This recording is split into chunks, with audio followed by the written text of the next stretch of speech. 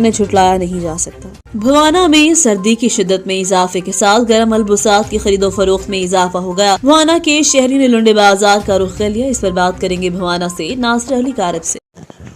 بھوانا میں سردی کی شدت میں اضافے کے ساتھ ساتھ گرم ملبوسات کی خرید و فروخت میں اضافہ ہو گیا۔ بھوانا کے شہریوں نے لنڈے بازار کا رخ کر لیا ہے۔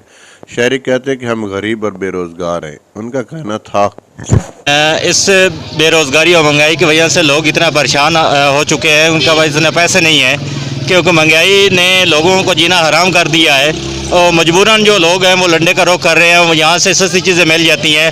اچھی مارکیٹ میں ایک جو سویٹر ہے وہ 1500 میں ملتی ہے، لیکن لنڈا بازار میں وہی چیز 200-300 میں مل جاتی ہے۔ تو یہ ایک جو لنڈا بازار ہے غریب آدمی کے لیے کسی نعمت سے کم نہیں ہے۔ ہم حکومت پنجاب سے مطالبہ کرتے ہیں کہ وہ اس بے روزگاری اور جو اتنی مہنگائی ہو چکی ہے اس کو کم کریں تاکہ غریب آدمی بھی اچھی زندگی گزار سکے۔ شہریوں نے حکومت پنجاب سے مطالبہ کیا ہے کہ مہنگائی اور بے روزگاری کم کریں تاکہ ہم بھی اچھی اور معیاری چیزیں خرید سکیں۔